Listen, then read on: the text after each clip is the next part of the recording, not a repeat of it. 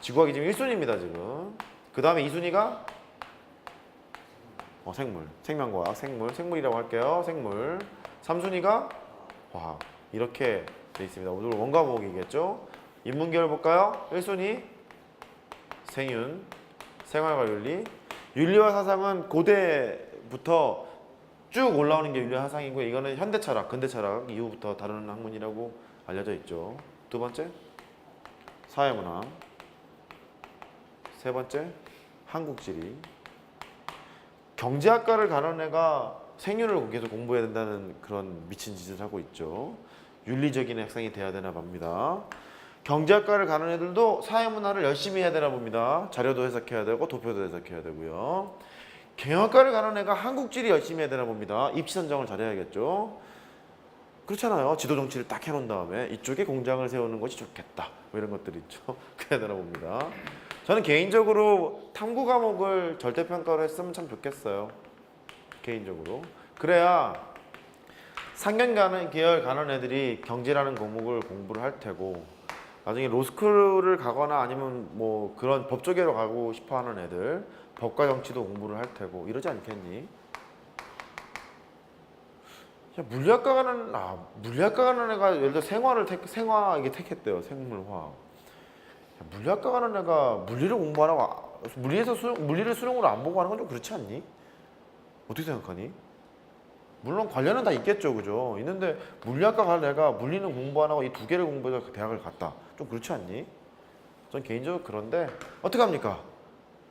내가 이반자가 아닌데, 나는 그냥 일기 학원 강사일 뿐인데 상대평가로 계속 진행이 될 것 같습니다. 중3부터는 절대평가가 되는 과목이 제2외국어, 한문, 여기는 절대평가로 바뀐답니다. 그래서 두고 봐야겠죠. 제2외국어를 사탐한 과목으로 대체를 그때부터 계속 시킬 것인지 두고 봐야 될 것 같습니다. 아마 안 할 것 같아요. 어쨌든 27페이지에 있는 내용은 스리런술에 대한 얘기가 있어요. 자연계열. 넘어가죠. 38페이지. 서강대, 연세대, 한양대 이 세 개 학교의 특징은요, 논술 빡셉니다. 어려워요. 수학 논술도 마찬가지고요. 인문계 논술도 만만치 않습니다. 특히 정신 못 차리는 서강대는요, 아직 지가 연고대급인 줄 착각하고 있거든요. 논술 문제가 어렵습니다. 참고하시고. 성균관대 해볼 만합니다. 성균관대 문제의 특징이 깔끔해요. 그리고 어렵지가 않아요. 인문계 논술도 그렇다고 하고요. 수리 논술 봐도요, 할 만합니다. 한양대가 더 어렵습니다. 성균관대 문제보다. 그렇게 기억하고 계시면 되겠고, 중앙대는 패스. 39페이지.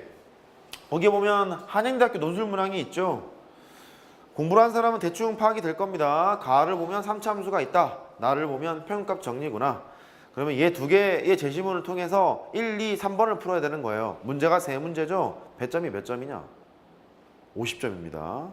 그러니까 10점, 20점, 20점 이렇게 되거나, 아니면 10점, 15점, 25점 이렇게 되거나. 그러니까 배점이 상당히 큽니다. 이거 상당히 크니까 논술 전형의 경우는요, 최저가 붙건 안 붙건 떠나서 최저가 붙는다면 최저를 맞춘다는 기준 하에 논술로 당락이 갈리는 거예요. 다만 이런 거는 있어. 출제하는 사람이 원하는 답안이라는 게 있어요. 뭐냐면 여러 가지 다양한 풀이가 있는데, 이때 한양대 같은 걸 보면요, 한 80대 1 그러거든요. 10명 뽑으면 800명, 100명을 뽑으면 8,000명 이런 거잖아요. 200명을 뽑으면 16,000명, 16,000명짜리를요 채점을 한다고 생각해 보세요. 이거를 쫙 갈려가지고 박사과정에 막 채점을 하겠죠. 그러면 꼼꼼하게 채점하기가 힘들어요. 그럼 어떤 식으로 채점하게 되냐면, 원래 출제했을 때 내가 생각했던 그 패턴이라는 게 있잖아. 얘는 해석학 문제인데 요 방식으로 접근해야 되라는 패턴이 있거든요. 그러면 그 패턴으로 딱 쓴 애가 보이면 일단 뭐지? 라고 시작하게 돼요.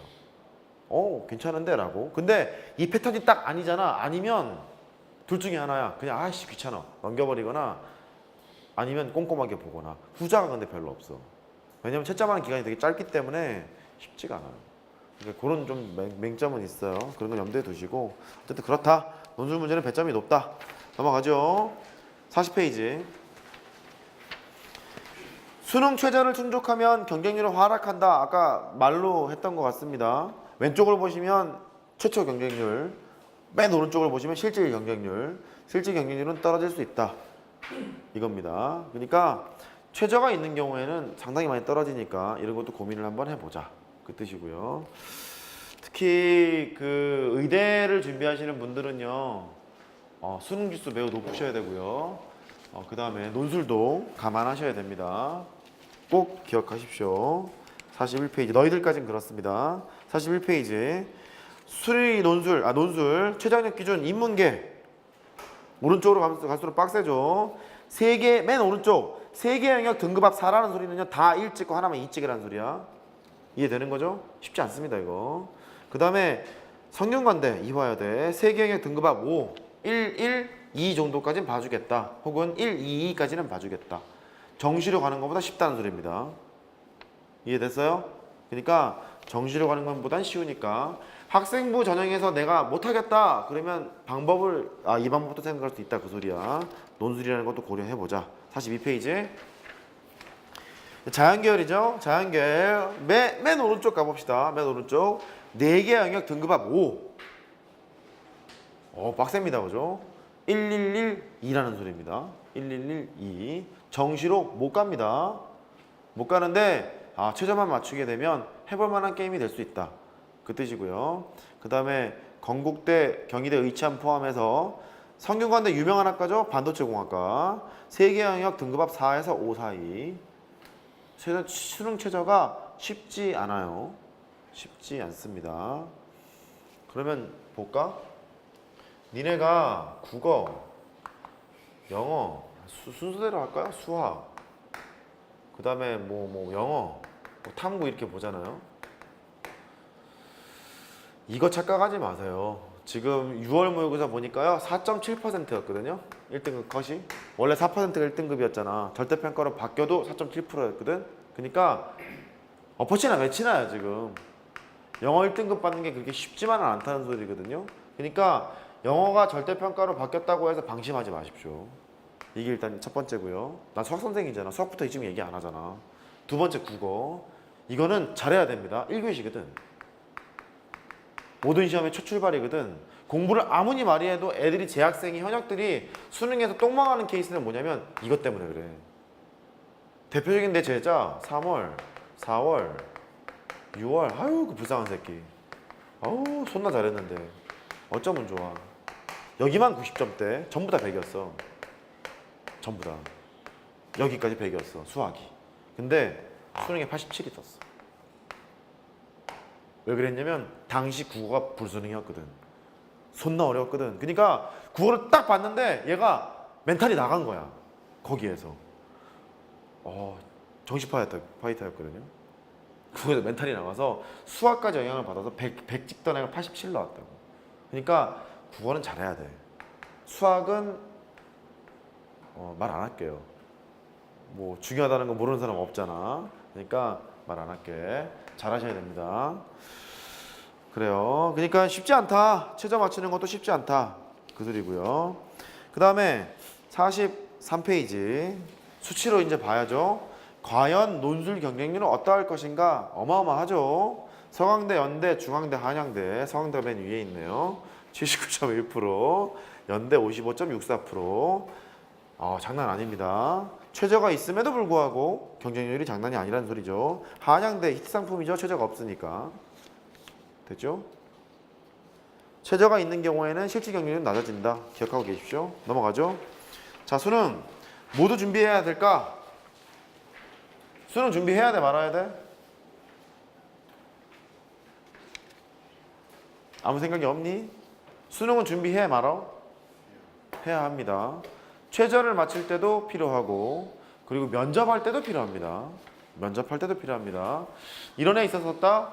너희들 세대 때까지 유효한 가형이었다가 나형으로 전환한 친구가 학생부 종합전형에 교과 면접을 보러 갔는데 나형으로 전환하다 보니까 갑자기 이 새끼가 어은 거야.